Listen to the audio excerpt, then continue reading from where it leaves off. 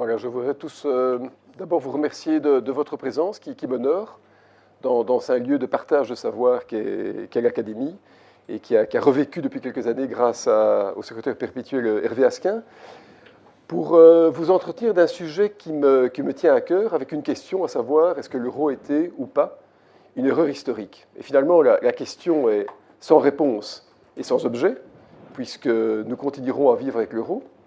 Mais la réflexion procède d'un questionnement qui s'est progressivement transformé dans mon chef en perplexité, en inquiétude, en intranquillité quant à la gestion de la monnaie unique. Parce qu'en vérité, quand on prend l'angle du temps et qu'on se place donc 15 ans après l'introduction des pièces europhysiques et quasiment 20 ans après le traité de Maastricht, on se rend compte que l'euro pose des problèmes à certains peuples. On a un peuple comme la Grèce qui, contre toute attente, a voulu rester dans l'euro alors que toutes les données fondamentales économiques auraient dû les pousser à quitter l'union monétaire, tandis que d'autres pays qui en ont été les fondateurs, je pense à la France par exemple, aujourd'hui entretiennent des mouvements politiques qui contestent la monnaie. C'est très singulier de contester une monnaie. Est-ce qu'on aurait pu penser à l'époque du franc belge que certains aient dit « nous ne voulons plus de notre propre monnaie ».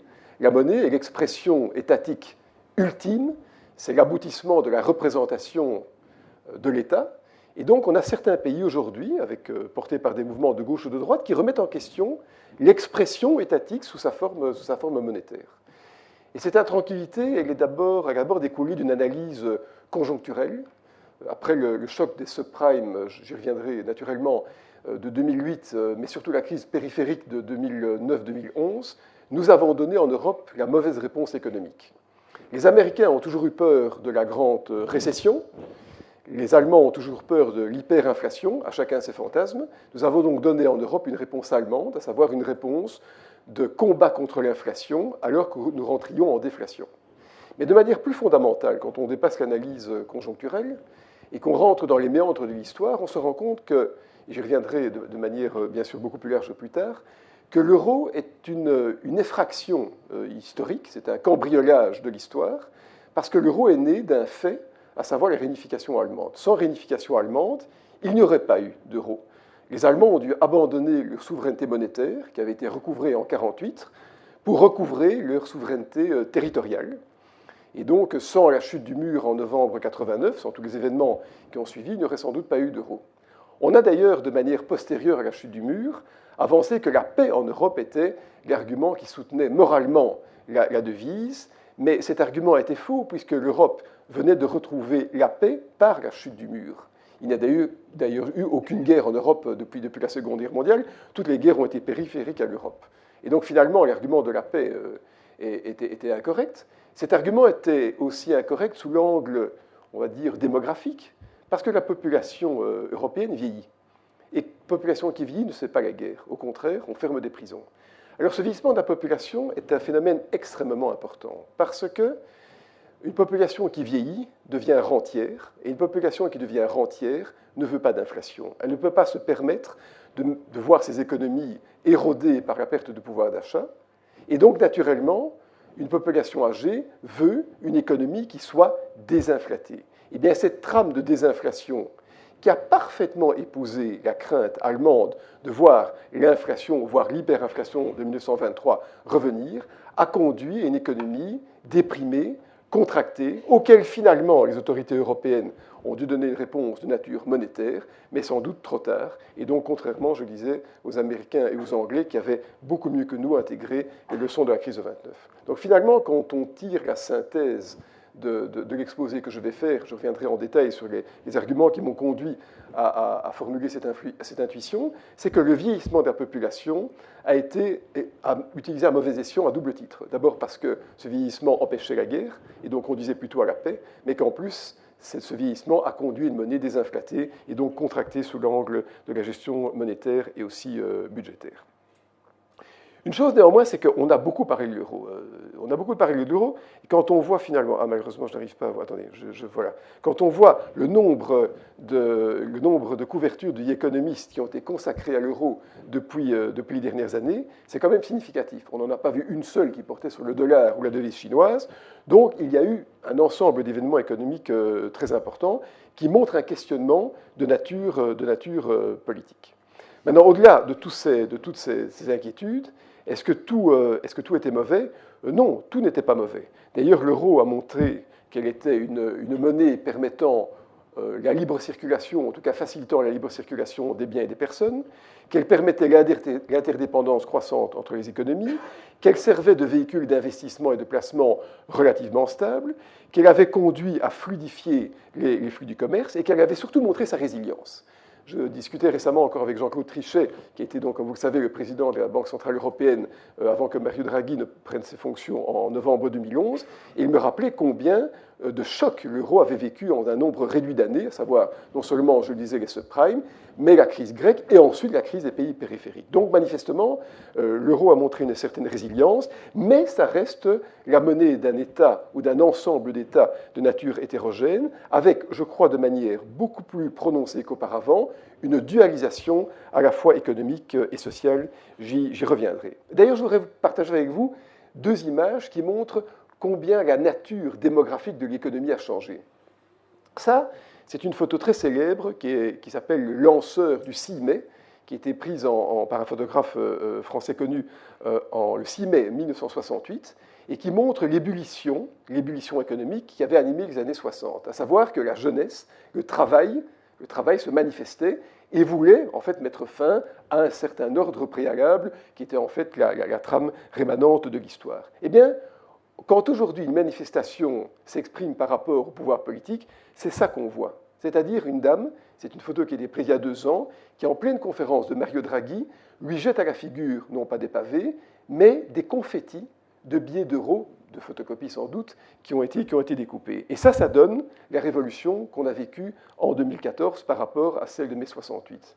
Eh bien, ces deux images capturent toute une réalité, à savoir que si l'euro, sans doute, avait pu être créé dans les années 60, à une époque où les économies des particuliers étaient moins fournies et où le capital devait être reconstruit plutôt que préservé, l'euro aurait sans doute eu une pénétration sociale beaucoup plus harmonieuse que ce qu'on a constaté au cours des dernières années avec une population qui vieillissait.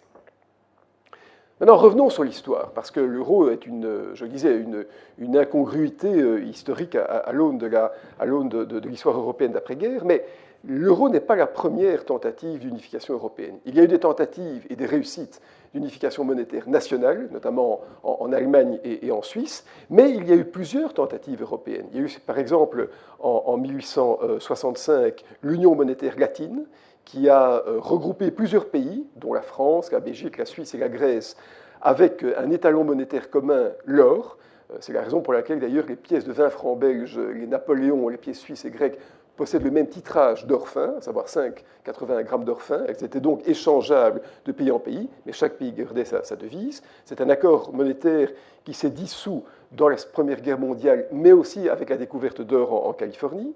Il y a eu des accords monétaires dans les années 20, les accords de Gênes. Il y a eu aussi le fameux bloc or, créé en 1933 après la grande crise, qui avait notamment pour fonction de relier le franc belge et le franc français à une époque où les devises se dépréciaient de manière concurrentielle. C'est la Belgique, d'ailleurs, qui a mis fin à cet accord avec la grande évaluation que Van Zeeland a fait en 1934 ou en 1935. Il y a même eu en Belgique à l'époque l'introduction d'une nouvelle devise, le belga, devise qui a duré 20 ans, qui valait 5 francs belges, on l'appelait le franc qui valait 5 sous. Et d'ailleurs, pour ceux qui sont plus âgés, vous vous souviendrez des réglisses qu'on mangeait toutes rondes sur lesquelles il était marqué belga, parce que ça représentait des pièces d'un belga. Elles sont d'ailleurs toujours en vente maintenant, elles sont produites en France. Il y a eu, après la guerre, les accords de Bretton Woods, accords extraordinaires, formulés par des personnes qui avaient établi des parités avant que la guerre ne soit gagnée.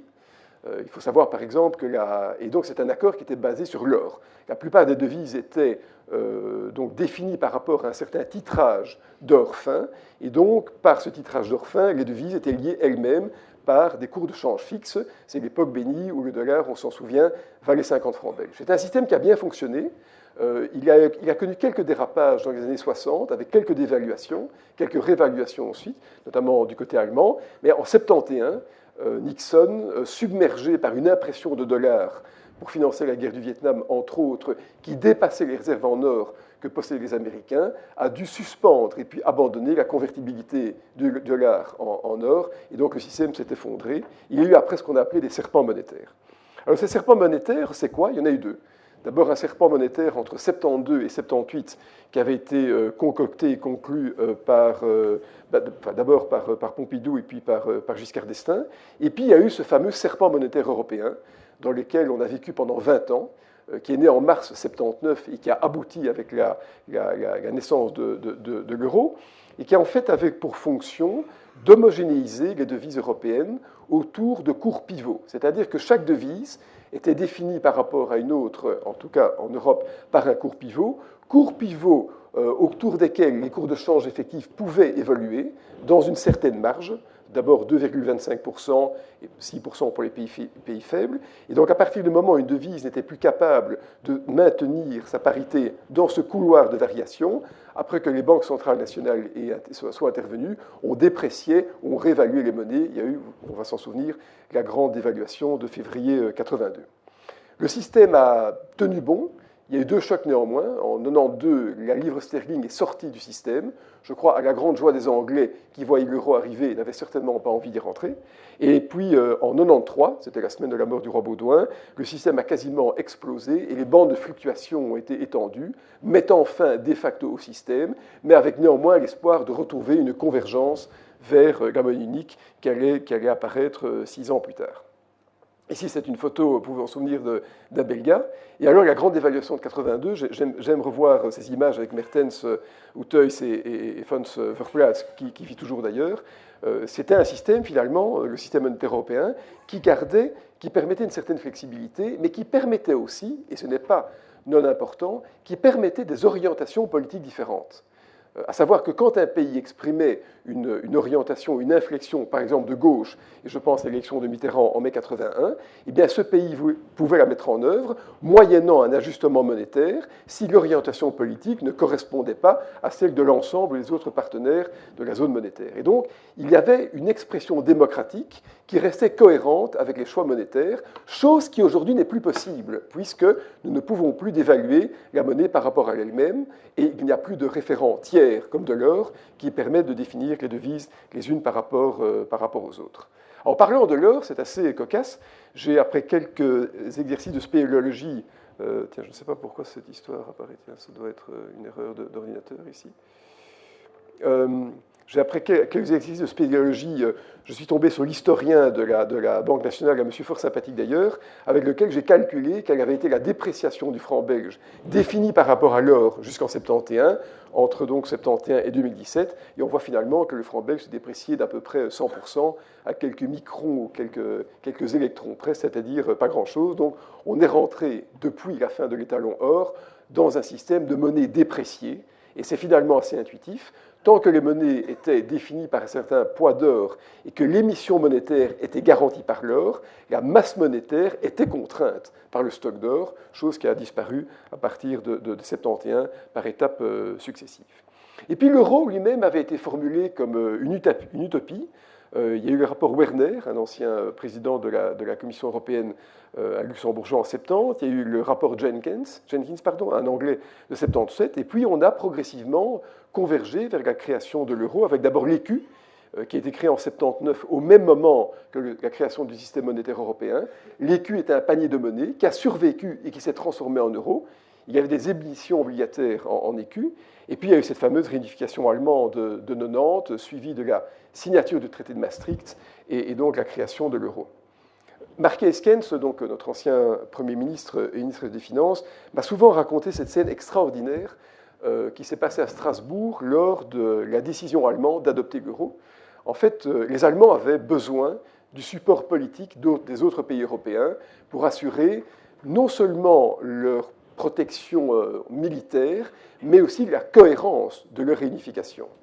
Les Français avaient quant à eux extrêmement peur de cette réunification, voyant dans l'Allemagne non seulement la grande Allemagne d'avant-guerre, mais aussi une puissance économique très importante, sachant que 17 millions d'habitants allaient rejoindre l'Allemagne de l'Ouest. Et dans le premier communiqué de presse qui a été rédigé, Kohl, qui était présent donc avec Thatcher et Mitterrand, Kohl a parlé de la réunification des Allemands et non pas des Allemagnes. Et là, l'inquiétude a traversé la salle. Mitterrand s'est raidi et Thatcher s'est opposé de manière virulente à cette expression parce que la réunification des Allemands, mais ça reparlait des Allemands, les Sudètes, ça reparlait des Allemands qui étaient en Pologne, ça remettait en cause la frontière Oder-Neisse dont on a tant parlé à l'époque, et donc les Allemands ont dû se résoudre à retrouver l'Allemagne qui avait été dessinée géographiquement par Yalta, sans aller plus loin, sans aller au-delà des frontières, et ils ont dû en plus payer le dernier dommage de guerre, j'y reviendrai, qui était donc l'abandon de Deutschmark pour entrer dans la zone euro. Quels étaient les objectifs du traité de Maastricht signé donc en février 1992 ? D'abord une monnaie unique et pas commune, j'y reviendrai, une politique monétaire gérée par la Banque centrale, un objectif rémanent, résilient de stabilité des prix, l'absence de mécanisme de solidarité, on l'a d'ailleurs vu lors de la crise grecque, à savoir qu'il n'a pas été prévu qu'un pays puisse en aider un autre. Je me souviens avoir posé à l'époque la question à Philippe Maystadt qui m'avait dit que finalement on s'arrangerait s'il y avait un problème. On a vu ce que ça a donné, on ne s'est pas beaucoup arrangé. Par contre, il était prévu que les politiques budgétaires, donc je parle des politiques, on va dire, inhérentes à la gestion de l'économie politique, restent sous l'égide de la Commission, et c'est toujours le cas. Lors du traité de Maastricht, on a tenté, vaille que vaille, de trancher des débats, parce qu'à l'époque, deux approches quant à la gestion, la création de l'euro s'opposaient. Une gestion monétariste, qui était notamment promue par la Belgique, qui consistait à dire qu'on devait d'abord imposer une monnaie commune et ensuite construire les instances européennes qui étaient destinées à la façonner. Et puis il y avait l'approche allemande, l'approche que je vais qualifier de protestante, de calviniste ou de luthérienne, qui postulait d'abord la création d'instances européennes avant d'avoir la monnaie unique. Les Latins n'en ont pas voulu parce qu'ils ont vu dans cette démarche une tentative des Allemands de repousser la création de la monnaie unique en subordonnant la monnaie à des instances européennes qui n'auraient jamais pu être créées. Et donc finalement, le débat n'a pas été tranché, mais c'est l'approche latine qui a prévalu. Un autre débat extrêmement intéressant portait sur le fait de savoir si c'était une monnaie unique ou commune dont on parlait. Aujourd'hui, les adjectifs sont devenus synonymes, mais ce n'est pas la même chose. Une monnaie commune, c'est une monnaie qui aurait coexisté avec les devises nationales dans un rapport de change qui aurait été fixe ou semi-fixe, c'était l'approche anglaise, un peu comme l'écu. Par contre, la monnaie unique, c'était bien sûr la dissolution de toutes les monnaies nationales dans une seule monnaie qui se substituerait aux monnaies précédentes, et c'est donc ce qui est arrivé. Donc je parlais du fait que c'est la réunification allemande qui a créé l'euro, et je crois qu'en synthétisant ma pensée de manière sans doute un peu, on va dire un peu lapidaire, que finalement c'était le dernier dommage de guerre qui devait être payé par les Allemands. Ils ont donc payé la séparation de l'Allemagne par cet abandon du Deutschmark, sachant que le Deutschmark a été recréé en 1948 après une immense confiscation monétaire, et donc 51 ans après l'introduction du Deutschmark, les Allemands, sachant que l'euro a été introduit quelques années après sous forme physique, ont dû abandonner ce qui avait recréé la prospérité de l'économie allemande, ce qu'on a appelé, en tout cas ce qu'appelait Pierre Fitt, le miracle allemand. Et voilà. Alors, dans un premier temps, finalement, tout le monde était content, parce que les Allemands ont pu avoir accès à un marché européen sans devoir plus réévaluer leur monnaie. Et on voit qu'aujourd'hui, c'est vraiment l'Allemagne qui est gagnante de l'euro, puisque sous toutes les métriques, l'euro est une monnaie trop faible par rapport à la capacité exportatrice allemande. Mais les pays du Sud ont aussi été contents, pour deux raisons. Parce que d'abord, ils ont pu emprunter à des conditions allemandes, et certains disent d'ailleurs que l'euro a enlevé la discipline que créait une monnaie qu'on devait déprécier en permanence dans les pays du Sud. Les pays du Sud étaient limités par le taux d'intérêt important qu'ils devaient payer sur leurs emprunts, sachant que ces devises se dépréciaient. Eh bien, cette discipline, cette précaution monétaire a été soulevée par la création de l'euro, et donc naturellement, les pays du Sud ont été contents. Nous en étions contents aussi, parce que ces pays du Sud nous concurrençaient. Et donc, il était impossible, à nos yeux, d'imaginer un euro confiné aux pays du Nord, parce que les pays du Sud nous auraient concurrencés par des dévaluations, on va dire, successives et répétées. Et donc, ceux qui disent aujourd'hui, et ils ont raison, qu'il y a une erreur de fabrication dans l'euro, qu'on aurait dû uniquement créer un euro du Nord et pas du Sud, auraient sans doute été confrontés au fait que cet euro du Nord aurait été beaucoup trop fort et que la concurrence, notamment dans le domaine agricole, venant du Sud, aurait été vivace et aurait sans doute fait imploser la politique agricole commune qui est le socle de la création de l'euro. Donc, les choses sont loin d'avoir été simples. Excusez-moi. Peut-être qu'un autre phénomène, j'ai été frappé de relire récemment un livre qui est en vente ici par un ancien diplomate décédé. Finalement, quand on voit aussi tout le processus qui a conduit à l'euro, eh bien l'euro a été fait par des diplomates, pas par des économistes. Ça paraît bête de le dire aujourd'hui, mais il n'y a pas un seul économiste qui a théorisé l'euro. Il y a eu des tentatives de théorie postérieures à l'euro. Je parlerai des zones monétaires optimales, mais à l'époque, c'était en fait un ensemble de jeux de rôle, de figures imposées, de sommet en sommet. Et donc finalement, c'est un euro qui a été écrit de manière filamenteuse, par croc-en-jambe politique, plutôt que par le découlement d'une analyse économique sérieuse, et en tout cas débattue.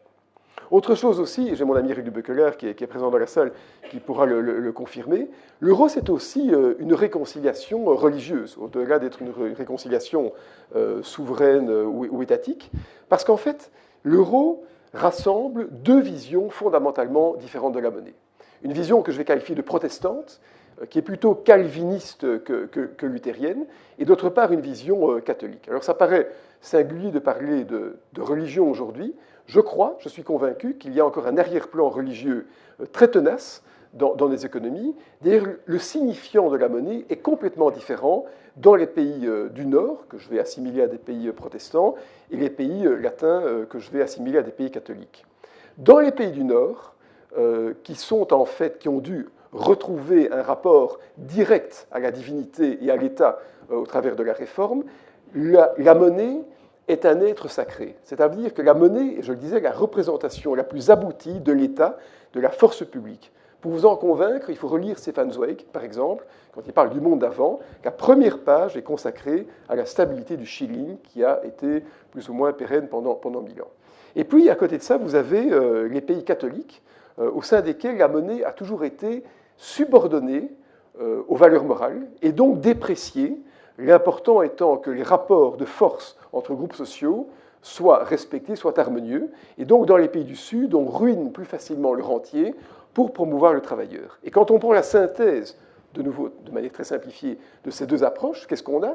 On a une monnaie du Nord qui est en fait réévaluée par le travail, par les gains de productivité, et on a une monnaie du Sud qui est dévaluée pour le travail, c'est-à-dire pour respecter les équilibres sociaux. J'illustre cet antagonisme un peu simplifié par le fait que l'euro, étant devenu une monnaie désinflatée, protestante et du Nord, a fait mettre au chômage, par l'absence de capacité de dévaluation, des millions de travailleurs dans le sud de l'Europe qui n'ont pas pu, donc par une dévaluation, retrouver, on va dire, un seul souffle en termes d'exportation ou de production que normalement une monnaie dépréciée aurait permis d'accorder. Et donc, on oppose toujours maintenant deux visions de la monnaie, et ce débat, cette réconciliation religieuse, si tant est qu'il était amorcé, n'est pas encore abouti. Alors, ça je passerai. On a théorisé aussi l'euro comme étant une monnaie qui recouvrait donc un ensemble de pays, mais si c'était tellement simple, on n'aurait qu'une seule devise mondiale.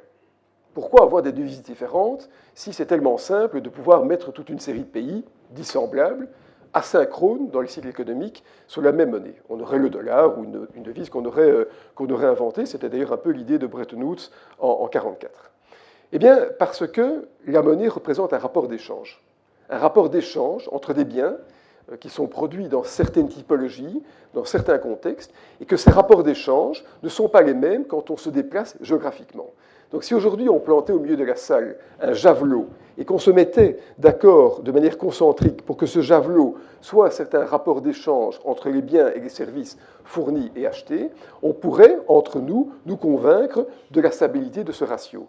Mais si, comme des apôtres, nous émigrions dans toute une série d'azimuts, on se rendrait compte que le rapport d'échange entre les biens et services que nous avons constaté se distendraient et donc deviendraient différents avec l'éloignement par rapport à ce point central. Et c'est pour ça que, passé une certaine distance géographique, de nouveaux rapports d'échange entre des biens et des services doivent être formulés, et donc des devises autres apparaissent, qui elles-mêmes sont dans des rapports de cours de change avec les autres agrégats monétaires.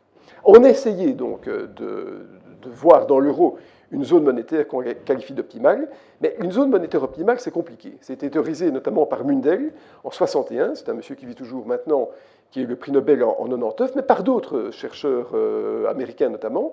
Et finalement, pour avoir une zone monétaire qui soit homogène, on doit avoir une similarité des économies qui composent la zone, avec surtout, et ça se comprend intuitivement, une mobilité totale, sans friction, des capitaux et des personnes. À savoir que si on veut faire une zone où les rapports d'échange restent parfaitement cohérents, eh bien, il faut que le capital et le travail puissent circuler de manière fluide dans cette zone pour respecter le rapport d'échange entre les biens et les services fournis et achetés. En d'autres termes, il faut de manière simple que si l'Allemand veut faire une automobile, il utilise les coûts salariaux peu élevés portugais, ou qu'au contraire, les travailleurs portugais, moins fortunés, aillent travailler dans les usines allemandes. Et que donc, il y ait une absence de friction qui permette le respect des rapports d'échange. Ça constitue ce qu'on appelle une zone monétaire optimale, sachant qu'en plus, il faut un alignement des politiques économiques, il faut des mécanismes d'ajustement, il faut des politiques industrielles intégrées. C'est un phénomène qu'on a tout à fait oublié, mais pour avoir une zone monétaire harmonieuse, il faut que les usines, les producteurs de biens et services, soient localisés dans les bons pays selon le coût des facteurs de production. Ça n'a pas du tout été réalisé. Et finalement, quand on tire aujourd'hui la synthèse des contraintes qui auraient permis de conduire une zone monétaire avec la réalité, eh bien, est-ce qu'on a d'abord une convergence culturelle ou linguistique? La réponse est négative. Est-ce qu'on a orienté, homogénéisé les préférences économiques de manière, on va dire, très légère? Aujourd'hui, pour certains pays, l'euro est plutôt une dictature monétaire qu'un choix spontané. Est-ce que la mobilité du travail est assurée? Non. Il y a eu une mobilité du travail de survie pendant la crise. Beaucoup de gens du Sud ont émigré vers le Nord, mais plutôt nolens que volens. Est-ce que le capital est mobile? Oui. Est-ce que l'intégration politique est assurée? Non. Est-ce que les économies européennes sont ouvertes de manière interne? Oui. Est-ce que le tissu industriel est harmonieusement réparti? Non. Et donc finalement, on n'est pas dans une zone monétaire optimale, la monnaie reste imparfaite, et quand on consulte quelques analyses économétriques, on se rend compte que seuls les pays fondateurs de la CE, c'est-à-dire le Benelux, la France, l'Allemagne, l'Italie, constituent, et encore quand on parle de l'Italie, c'est plutôt le nord que le sud, constituent une zone monétaire qu'on pourrait, vaille que vaille, qualifier d'optimale. Et donc aujourd'hui, on a une devise, une monnaie qui réunit plusieurs pays, qui est un peu comme un étalon or, seulement il n'y a plus d'or. C'est-à-dire qu'on ne peut plus se départir de la monnaie par rapport à elle-même, ce qui veut dire que si un pays devient trop faible, ou en tout cas devient trop faible pour la monnaie, comme l'Espagne, comme le Portugal, comme l'Italie, donc pays pour lesquels l'euro devient trop fort, eh bien il n'y a pas de possibilité de dévaluation. L'Italie ne peut pas se dévaluer par rapport à elle-même, puisqu'elle est dans la même devise que l'Allemagne. Et donc la seule façon de procéder, c'est ce qu'on appelle une dévaluation interne, c'est-à-dire s'appauvrir de manière volontaire pour redevenir concurrentiel. Mais ça veut dire, évidemment, que les normes de productivité du pays le plus puissant, à savoir l'Allemagne, s'imposent à tous les autres pays, puisque les autres pays ne peuvent plus dévaluer. Et donc, ça veut dire que concrètement, et c'est pour ça que certains pays réfutent aujourd'hui l'euro, ça veut dire que le pays le plus productif impose ses normes et dit aux autres pays, si vous n'êtes pas capable on va dire, de vous aligner sur les normes que moi, Allemand, j'impose, eh bien, appauvrissez-vous, gagnez moins votre vie pour redevenir compétitif en termes, par exemple, salariaux. Et donc, ça conduit à une impossibilité, puisque certains pays sont incapables de s'appauvrir, et en tout cas, ça conduit à du chômage, ce qu'on a constaté dès l'émergence de la crise en 2011. Je simplifie un peu le raisonnement, mais pas tellement. Alors, je le disais au début, l'euro a été un phénomène heureux. Les Allemands n'ont plus dû réévaluer leur monnaie. Les pays du Sud ont bénéficié de conditions d'emprunt plutôt appréciables. Certains, mais je crois qu'ils n'aimeraient pas qu'on leur resitue leurs chiffres, avaient même parlé de surcroît de croissance de 1 à 1,5% par rapport à l'état des économies avant l'introduction de l'euro. Mais ce qui est stupéfiant de naïveté, c'est que pendant que tout allait bien, entre 1999 et 2008, rien n'a été fait en termes de gouvernance. En fait, l'Europe a été distraite par l'intégration des anciens pays de l'Est, et personne n'a voulu, sans doute par pusillanimité, mais aussi peut-être par impossibilité politique, continuer cette intégration européenne qui aurait dû être faite pour sous-tendre la monnaie unique. Et c'est ainsi qu'on a aujourd'hui la seule monnaie qui n'a pas de gouvernement, qui n'a pas d'État commun. On a une monnaie qui est soutenue par elle-même et par une banque centrale, on le verra un peu plus tard, qui continue à imprimer de la monnaie pour la faire exister. Et donc, ça a été d'ailleurs la réaction des Grecs, à savoir que les Grecs ont dit qu'ils n'étaient pas d'accord avec l'euro, et on a vu ce que ça a donné. Mais alors est arrivée la crise des subprimes, et puis la crise grecque, avec d'abord le choc bancaire des subprimes, mais aussi la révélation soudaine du fait que les disparités économiques entre les pays étaient beaucoup plus importantes qu'on l'avait cru. On avait cru pendant cette période d'économie heureuse, bienveillante, mielleuse, que tout allait converger, et pas du tout. On s'est rendu compte que les cycles économiques étaient différents, et que ces cycles étaient d'autant plus différents que l'économie tournait à régime plus faible. Et donc, on a dû gérer 3 crises de manière quasiment concomitante. Une crise financière qui a entraîné en partie une crise économique, une crise de la balance des paiements, on n'en parle pas assez, j'y reviendrai, et une crise des dettes publiques, on en parle toujours maintenant. Et donc ça a révélé quoi? D'abord qu'on n'avait pas bien surveillé les déséquilibres économiques entre les différents pays, qu'on n'avait pas coordonné les politiques budgétaires entre les différents pays de la zone euro, et qu'on avait complètement sous-estimé l'interdépendance entre les économies, qui était très importante et toujours maintenant. Et donc on a dû, en 2009-2010, mettre en œuvre des mesures, on va dire, hygiéniques, rapides, pour donner de la liquidité au système, pour sauver le système bancaire. On a dû aider certains États, comme la Grèce, mais on a fait une erreur colossale. Alors, Herman Van Rompuy, qui me fait grand honneur de préfacer mon dernier ouvrage, me dit avec force que j'ai tort, mais je pense quand même que j'ai un peu raison, c'est qu'on a en pleine crise économique, d'une gravité inconnue depuis les années 30, imposé à tous les pays européens la rigueur budgétaire et l'austérité. C'est-à-dire qu'on a forcé les pays à s'aligner sur la gestion allemande de la monnaie, on a introduit des obligations de retour à l'équilibre budgétaire, on a introduit ce qu'on appelait des six-packs, enfin, je passe les détails anecdotiques des acronymes, des packs de stabilité et de croissance, qui n'ont d'ailleurs apporté ni stabilité ni croissance, mais globalement, on a voulu contracter les économies pour les aligner sur la vision allemande de la monnaie. Eh bien, cette erreur de jugement conjoncturel a conduit l'Europe quasiment à la déflation, en tout cas à une désinflation prononcée, à tel point qu'on a dû, depuis 2 ans maintenant, imprimer des quantités stupéfiantes de monnaie pour refluidifier le système. Est-ce que d'autres pays ont connu ça? Très peu. Les Anglais et les Américains, qui avaient parfaitement tiré la leçon de la crise de 29, ont immédiatement, dès 2009, imprimé des liquidités et accepté, on va dire, plus de complaisance budgétaire pour relancer la machine économique. Nous avons fait exactement l'inverse, et donc ça a aggravé la situation. Je crois d'ailleurs qu'on a quasiment risqué de transformer une récession, qui est finalement un phénomène économique assez normal, en dépression économique bien plus profonde. Les acteurs politiques de l'époque s'en défendent. Je crois que l'histoire les jugera de manière moins favorable qu'ils ne l'imaginent. Mais bon, le temps le démontrera. Alors, je parlais de crises successives. On a beaucoup parlé de dette publique. On parle toujours de dette publique. D'ailleurs, toute la gestion de la zone euro est fondée sur le contrôle des dettes publiques. Pourquoi? Parce que ces dettes servent à imprimer de la monnaie, je reviendrai tout à l'heure. Mais il y a une autre chose qui est bien plus importante et qui a été complètement camouflée par cette doxa, on va dire, portant sur les dettes publiques, c'est le problème des balances des paiements. Alors, qu'est-ce que c'est une balance des paiements? Chaque pays exporte, à moins qu'il ne vive en autarcie, donc si on n'est pas l'île de Robinson Crusoe, chaque pays exporte et importe. Si un pays, de manière systématique, exporte, c'est-à-dire qu'il vend plus à l'étranger qu'il n'achète de l'étranger, il accumule des créances sur le reste du monde. Il arrive un moment où ce montant de ces créances doit être encaissé de la part du reste du monde. Et donc, si on est dans un système de cours de change flottant, la devise d'un pays qui exporte trop s'apprécie pour empêcher qu'il exporte trop.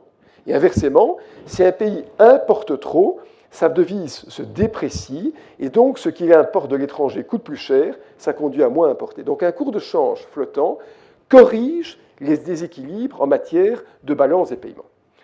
Eh bien, aujourd'hui, ce système d'équilibrage n'existe plus, puisque nous avons dans la zone euro une monnaie unique, et nous n'avons plus cette faculté que je vais requalifier d'hygiénique, de voir les devises s'apprécier pour les pays forts exportateurs et se déprécier pour les pays qui sont importateurs nets, en tout cas de manière systématique. Donc deux problèmes, la dette publique et les balances des paiements. D'abord la dette. La dette, c'est un véritable problème, personne ne va le contester, puisqu'on est, quand on prend l'angle du temps d'à peu près un siècle, on est dans les pays développés quasiment au plus haut depuis la Seconde Guerre mondiale, et d'ailleurs cette dette ne fait que mécaniquement augmenter. Dans la zone euro, elle atteint en net à peu près 90% du PIB, c'est-à-dire de la richesse nationale. Cette dette, et je vais vous épargner les différentes couleurs, cette dette, quand on la brutifie, qu'on prend donc la dette brute, a augmenté significativement depuis 2008, en Belgique notamment. Pourquoi ? Parce qu'on a dû sauver les banques, parce qu'on a dû sauver la Grèce, mais aussi parce qu'une dette publique augmente naturellement à cause de ce qu'on appelle les stabilisateurs économiques. En période de crise économique, l'État encaisse moins de recettes fiscales, doit mettre en œuvre plus de dépenses sociales, et donc globalement, l'État fait face à un déficit. On est en Belgique à un déficit de l'ordre de 3%, un peu moins, je crois, cette année-ci, mais on verra que ces déficits seront impossibles à résorber parce que derrière l'endettement existant, il y a l'endettement en matière de pension qui va bientôt apparaître et pour lesquels, dans la plupart des pays, aucune réserve n'a été formulée. Quand les dettes publiques ont augmenté et quand une inquiétude est apparue sur la stabilité de l'euro, on a vu que ce qui était tout à fait homogène en Europe, à savoir le niveau des taux d'intérêt, tout d'un coup commençait, comme une portée de Wagner, à monter. Et donc on a vu ce qu'on a appelé les spreads d'intérêt, c'est-à-dire les différences entre les taux d'intérêt des différents pays européens, commencer à bouger à la hausse, avec bien sûr des taux d'intérêt prohibitifs qui avaient dû être payés par notamment la Grèce et les pays du Sud.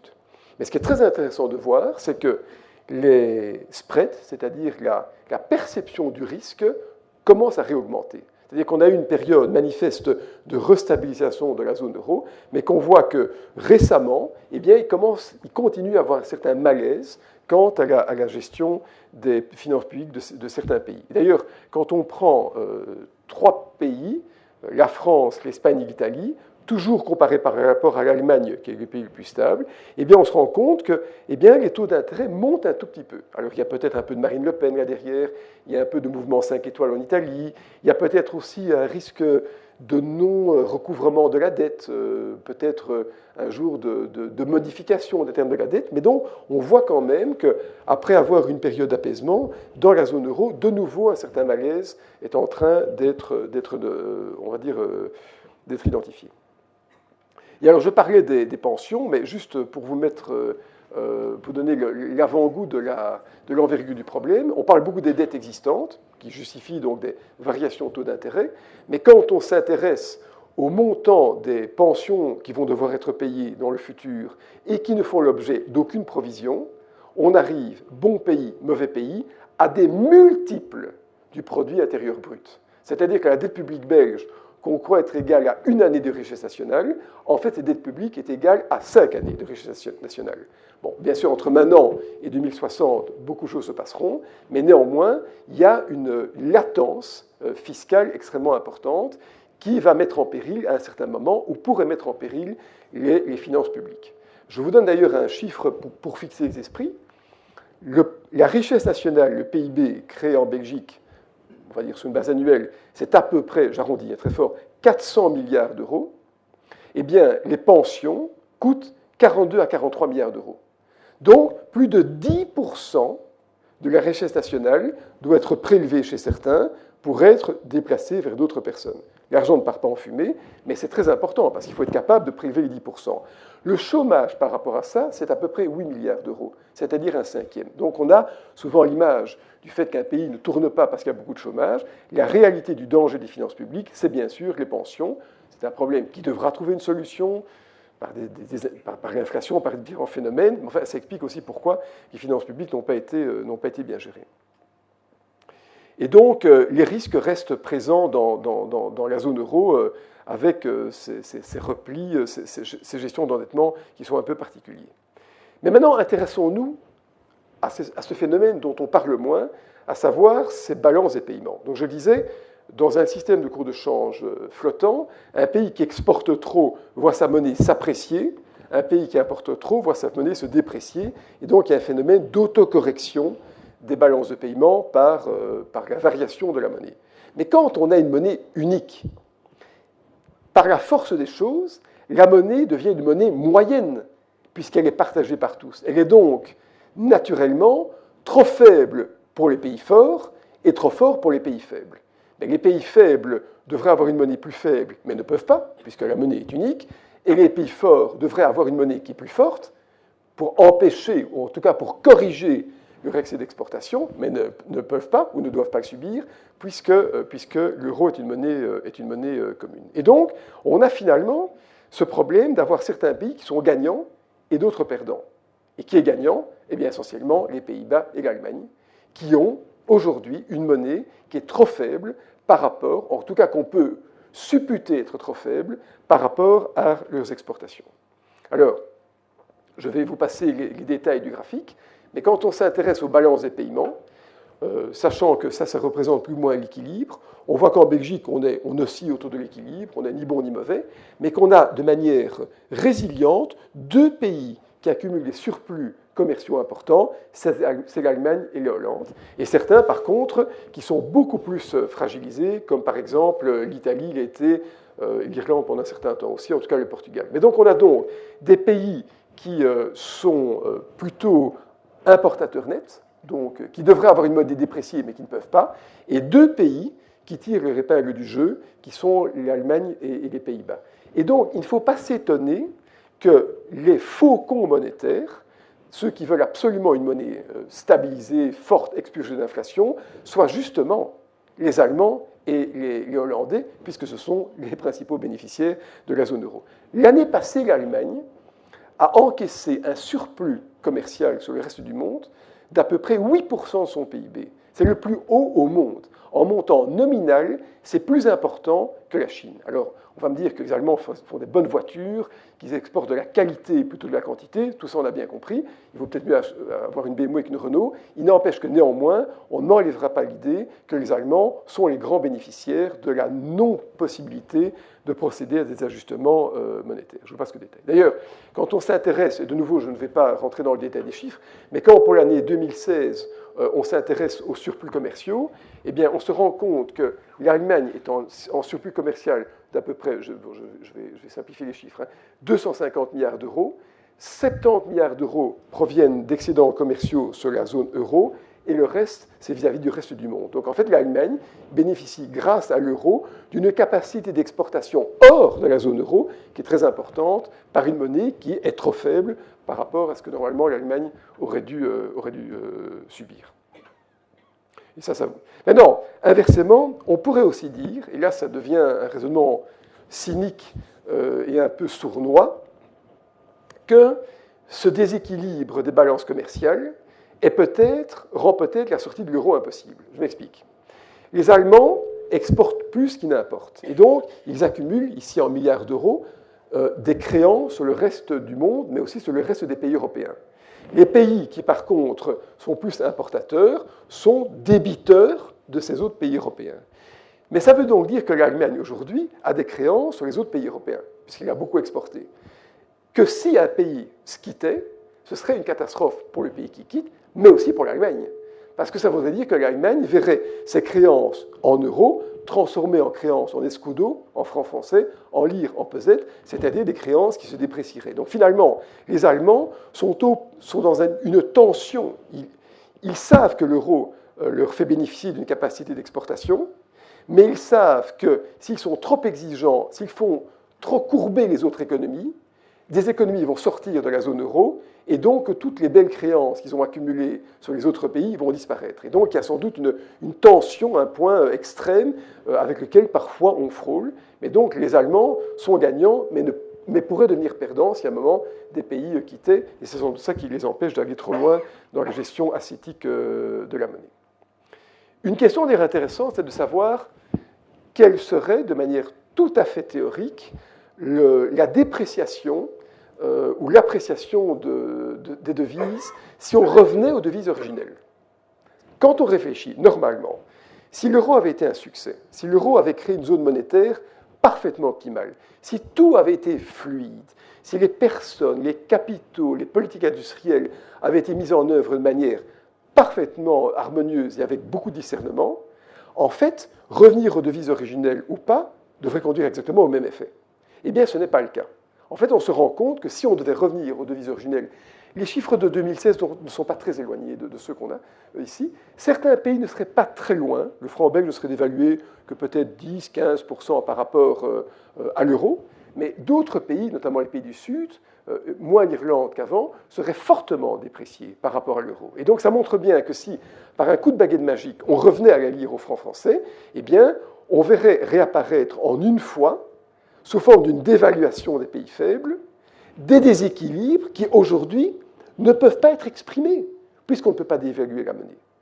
De manière très récente, suite aux événements de politique français, certains chercheurs se sont intéressés à ce que serait la dépréciation du franc français si, à un moment, Le Pen gagnait et pouvait, c'est hypothétique, mais bon, comme disait Michel Audiard, il n'y a que les cons pour oser ça, c'est-à-dire à ça qu'on les reconnaît.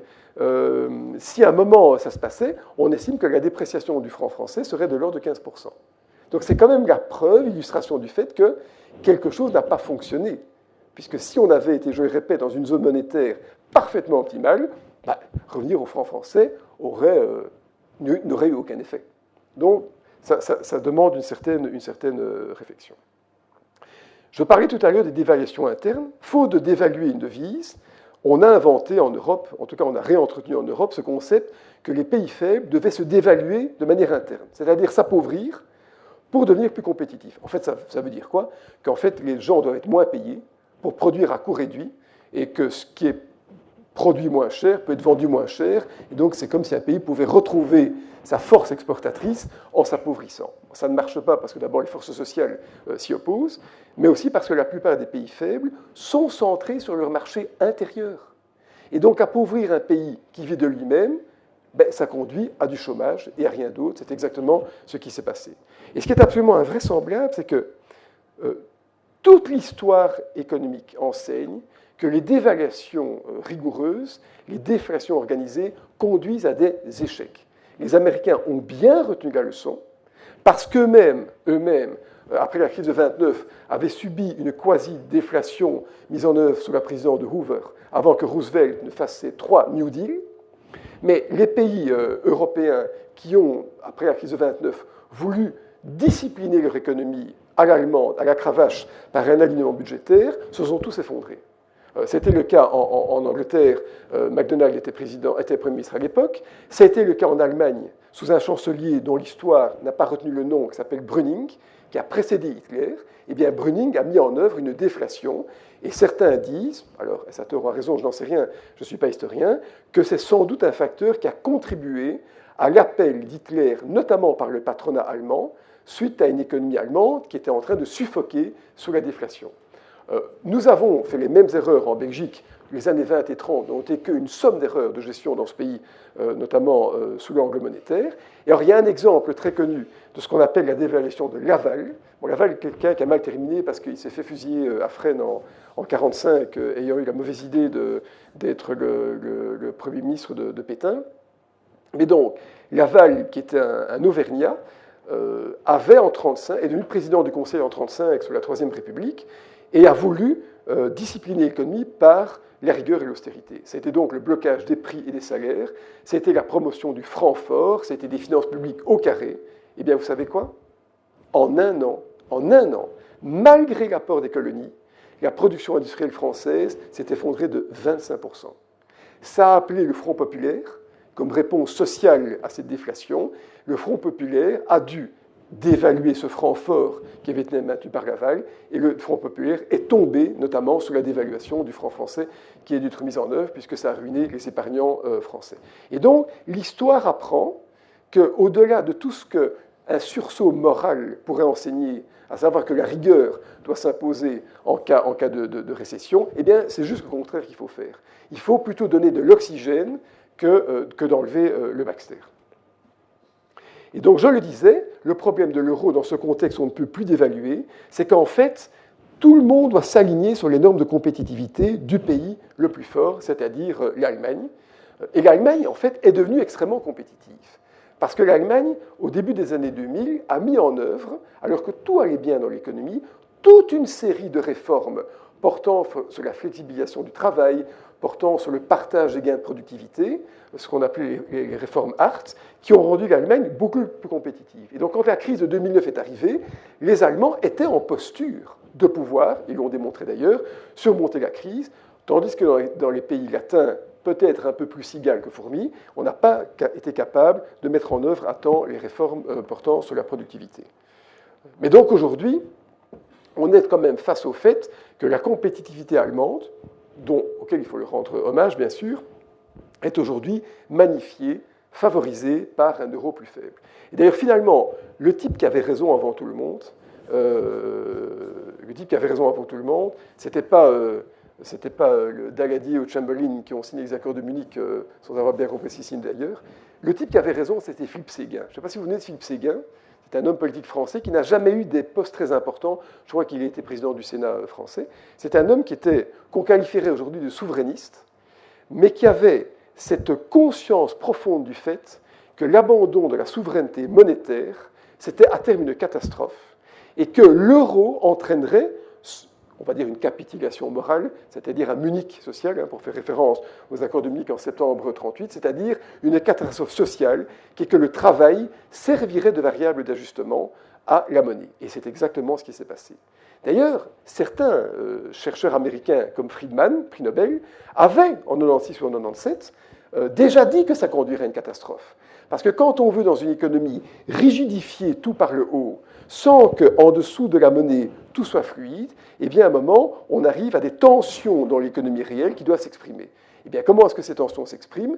D'abord, elles sont subies, ça s'appelle du chômage, et puis elles sont mises en œuvre sous forme protestataire, ça s'appelle des votes populistes. Je ne dis pas que les votes populistes dépendent de l'euro, mais je crois quand même que la rigidité et la perte d'autonomie des pays, au sein desquels certains disent qu'ils ne veulent plus de la monnaie qu'on leur a imposée, est un facteur qui peut, le cas échéant, alimenter une certaine revanche sociale.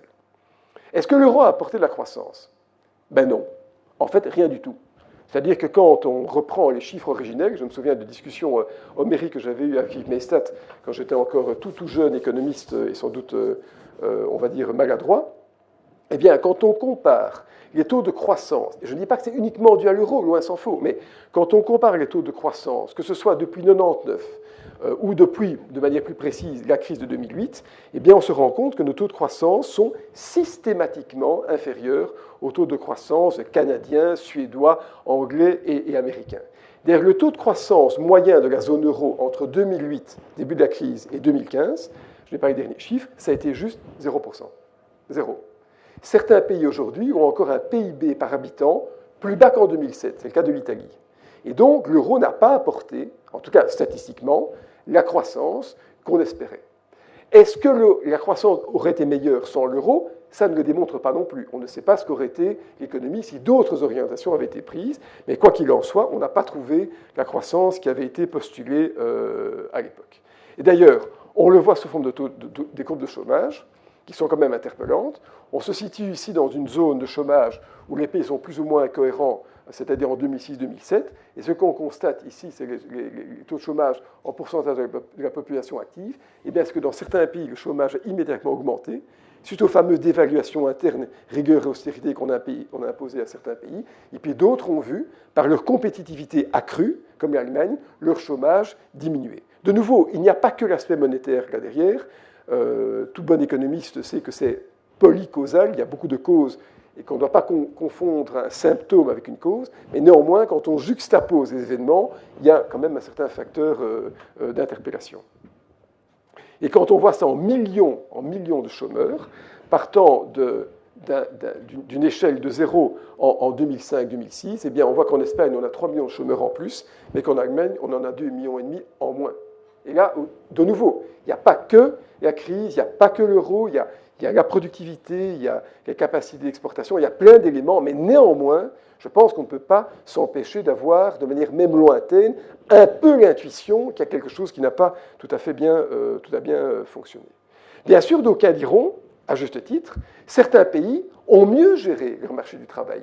Ça, c'est ce qu'on appelle le coût relatif du travail. Eh bien, l'Allemagne, en fait, a baissé son coût relatif du travail. L'Allemagne est devenue plus compétitive. L'Allemagne, en fait, produisait plus, était plus productive, mais l'Allemagne n'a pas payé ses gains de productivité sous forme de salaire. Dans nos économies, on s'est payé, sous forme d'augmentation de salaire, tous les gains de productivité. Un peu moins depuis un an ou deux en Belgique. Mais donc, on n'a pas non plus été parfait sous l'angle de l'articulation économique, puisque dans les pays du Sud, les pays latins, les pays un peu comme la Belgique, on a en fait profité des gains de productivité en se payant des salaires élevés, tandis que les Allemands, eux, s'appauvrissaient en termes relatifs pour être encore plus compétitifs. Et là, on peut peut-être trouver la logique luthérienne de l'économie, c'est-à-dire qu'on doit travailler pour apprécier la monnaie. Je vais passer ces graphiques un peu moins importants. La Banque centrale européenne. Là aussi, c'est un sujet de perplexité. Vous savez qu'on a une banque centrale en Europe, qui est la Banque centrale européenne. Eh bien, cette banque centrale, elle a un mandat, à savoir gérer la monnaie par rapport à un taux d'inflation. Donc, la Banque centrale a comme mandat de gérer la monnaie de manière absolue. Il n'y a pas d'ancrage dans l'économie réelle, il n'y a pas de niveau de plein emploi, il n'y a rien. Il y a le taux d'inflation et c'est tout. C'est son mandat. Ce mandat est tellement bétonné qu'il a été retranscrit dans la loi fondamentale allemande, qui est en fait la constitution, je crois, de 1948. Et donc, la monnaie a été gérée dans la lutte contre l'inflation. Et à quoi est-ce que ça a conduit? Eh bien, à deux choses. D'abord qu'en pleine crise grecque, on n'a pas compris ce qui se passait et qu'au lieu de donner des liquidités à l'économie sous forme industrielle, on a eu peur de l'inflation. Jean-Claude Trichet, qui est un homme respectable s'il en est, avait des délires d'inflation. Des délires. En pleine crise grecque, au printemps 2011, à 2 reprises, il augmente les taux d'intérêt. Alors ça, vous pouvez expliquer à n'importe quel économiste de 18 ans, on ne comprend pas. À quel motif? Qu'il fallait exercer une grande prudence par rapport à l'inflation. Il n'y avait pas un gramme d'inflation. Et quand Jean-Claude Trichet, qui a dû bien sûr vite baisser les taux d'intérêt pour corriger l'erreur de son prédécesseur, a pris ses fonctions, il a fallu 3 ans avant d'admettre que nous étions proches de la déflation. En tout cas, nous étions en désinflation structurelle et qu'il fallait absolument apporter des liquidités. Le mot déflation n'a jamais été prononcé. Il n'était prononcé qu'après que les mesures étaient prises. Donc c'est bien la preuve que même sous l'angle sémantique, il y avait un problème. Eh bien, ce qui s'est passé, c'est qu'on a agi beaucoup trop tard. On a commencé à faire tourner la planche à billets, mais trop tard par rapport au temps qui nous était imparti. On l'a fait depuis maintenant 2 ans et quelques mois. On a affaibli l'euro et c'est bien. On espère un peu d'inflation. Encore comme mon chef économiste ici présent dans la salle de la banque ne partage pas, et je crois qu'il aura raison, la même vision que moi, on n'a pas encore assez d'inflation. Et on a bien sûr évité surtout la banqueroute de certains pays en créant de la monnaie. Mais donc, on a agi certainement trop tard par rapport à ce que d'autres pays ont fait. D'ailleurs, je ne vais pas rentrer dans... Je voudrais vous montrer quelque chose qui est en fait le bilan des banques centrales depuis les années 2000. Donc, Peter Pratt, qui était mon professeur à l'université, disait « Le bilan d'une banque centrale, quand il grandit, on imprime des billets, et quand il baisse, on met des billets dans un four, on les brûle. » Donc c'est facile à comprendre. Eh bien, ce qui se passe, c'est que les banques centrales, en temps normaux, ont un rôle tout à fait accessoire dans l'économie. Pourquoi? Parce que la monnaie est créée par les flux de commerce, par le système bancaire, et donc les banques centrales sont là, on va dire, en cas de grande difficulté. Mais nous sommes entrés en grande difficulté. Eh bien, dès 2008, tant la Banque centrale américaine que la Banque centrale d'Angleterre ont augmenté immédiatement la taille de leur bilan, pour d'ailleurs atteindre des montants très importants par rapport à l'époque. Donc on a créé de la monnaie. La livre sterling s'est rapidement d'ailleurs dépréciée. Les Japonais, qui cabotent avec une déflation depuis à peu près 20 ans, ont finalement, il y a environ 4 ans, décidé d'augmenter aussi la masse monétaire, d'imprimer des billets, mais vraiment comme des fous. Et nous, ce qu'on a fait en Europe, c'est absolument extraordinaire. Ça, c'est la ligne bleue. En fait, notre bilan a un tout petit peu augmenté pendant la crise grecque. On a en fait aidé les États à reprendre le contrôle de leur dette publique de manière nationale, mais dès le problème grec plus ou moins résolu, eh bien, on a brûlé les billets, on les a mis dans un four. Alors que tous les pays, regardez, augmentaient leur création monétaire, nous étions en baisse.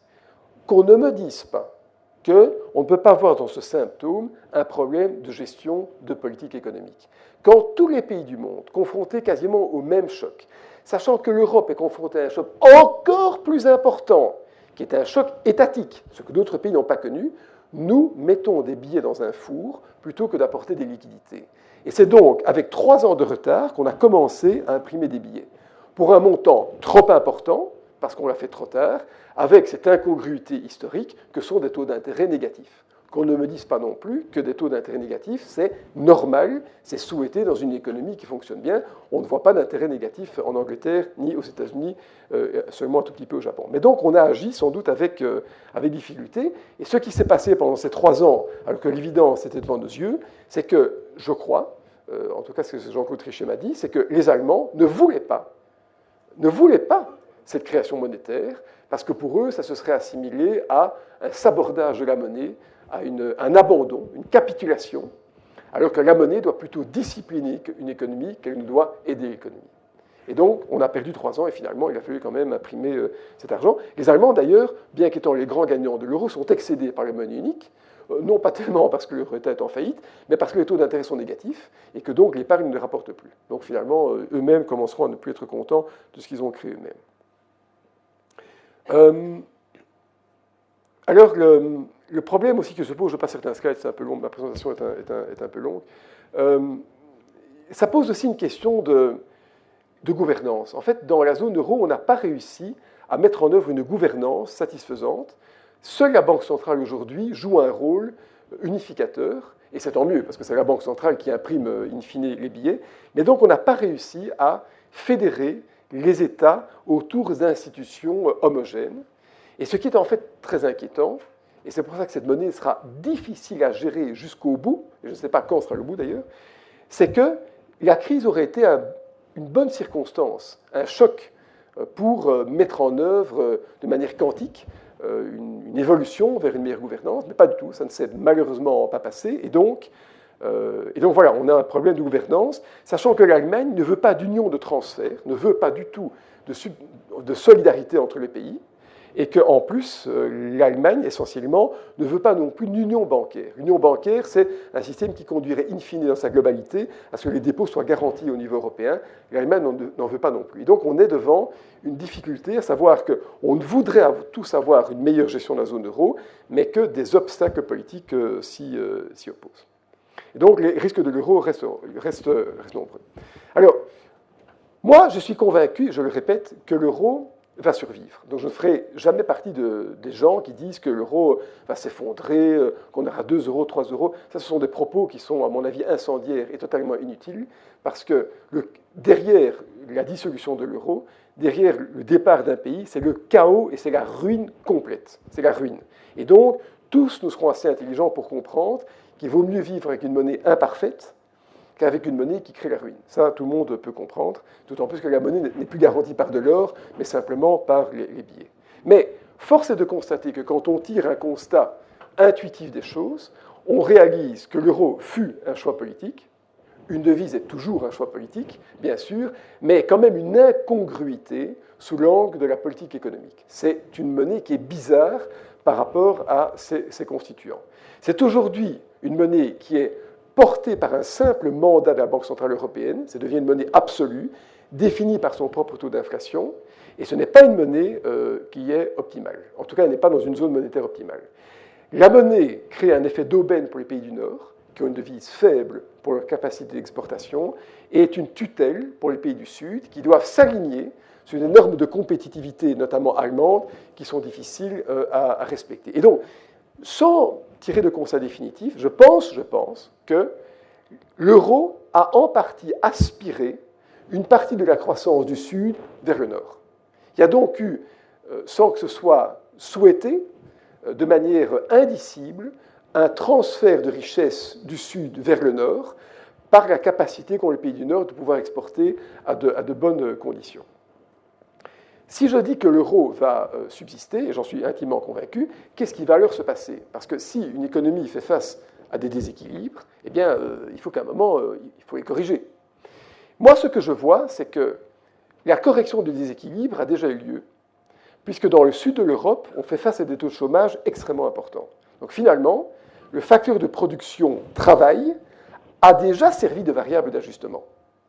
C'est épouvantable de dire ça, mais donc c'est le travail, par son chômage, par sa perte de mise en œuvre, qui a permis notamment à la monnaie de survivre. Donc le capital a gagné sur le travail dans les pays faibles.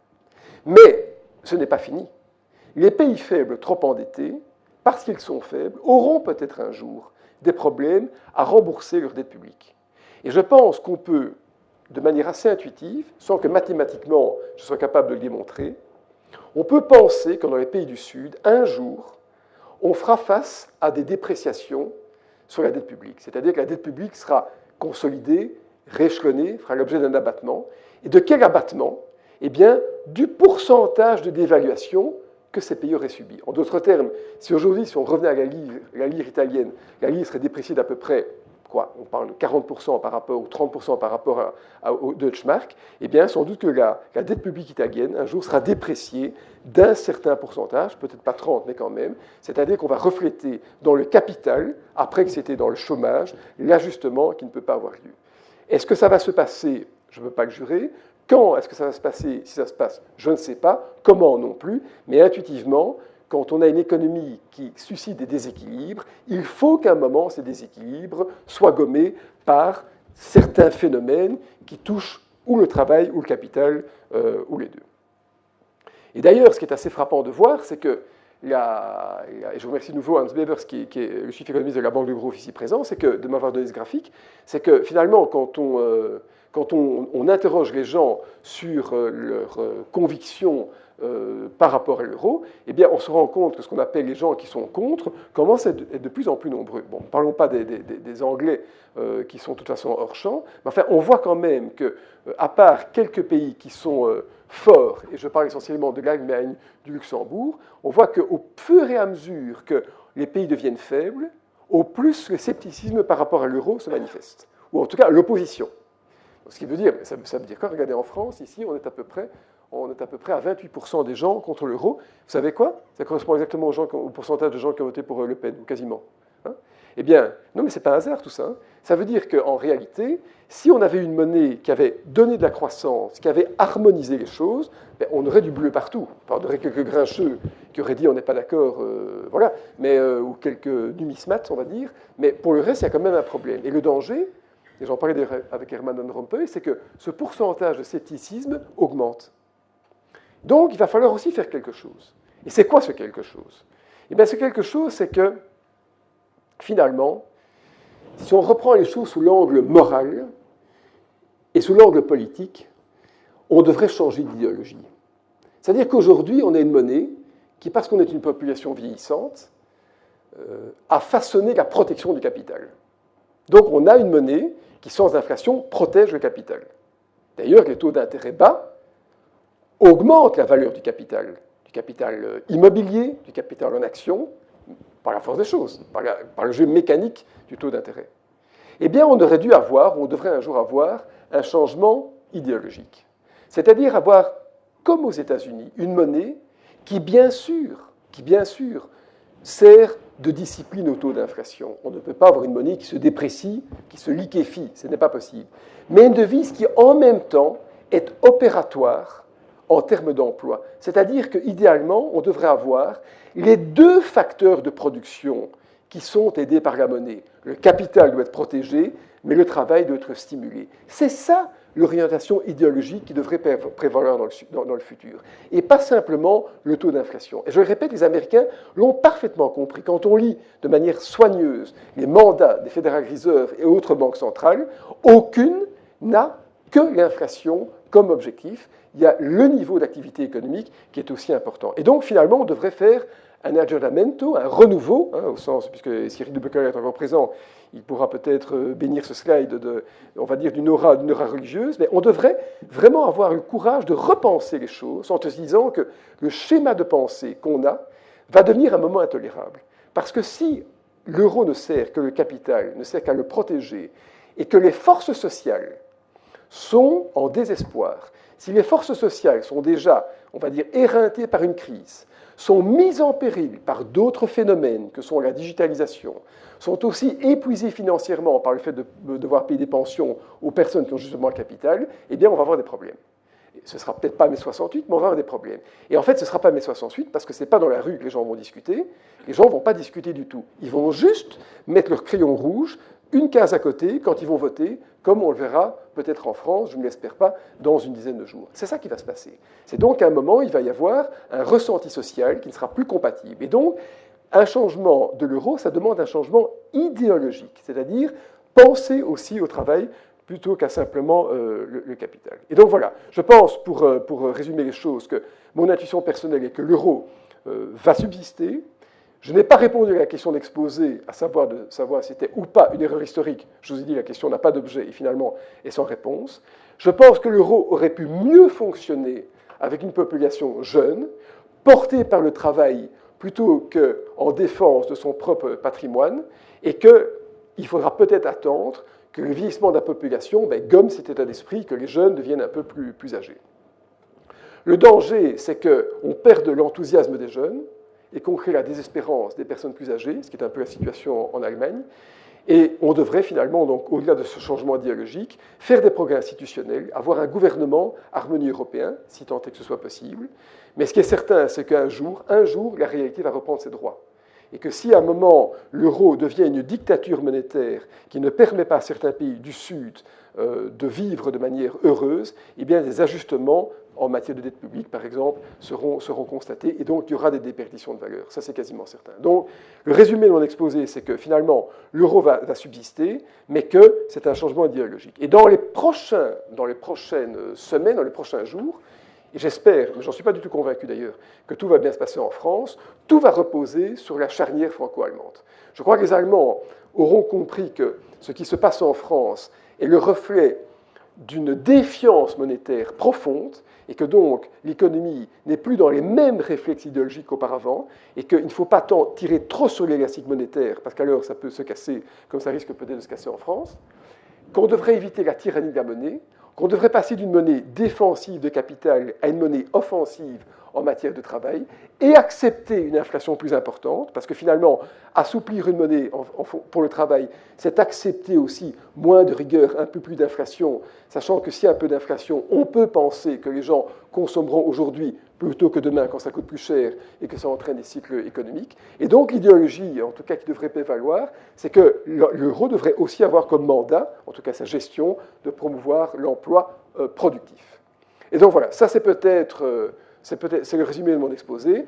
Donc, je voulais partager avec vous quelques intuitions, mais je n'ai pas apporté de réponse définitive, sinon ma conviction que l'euro subsistera, avec par contre cette pensée résiliente que ce sera seul le changement idéologique qui va permettre de sortir de l'embarras monétaire dans lequel on est actuellement. Voilà en quelques mots, et je vous remercie de votre présence, ce que je voulais partager.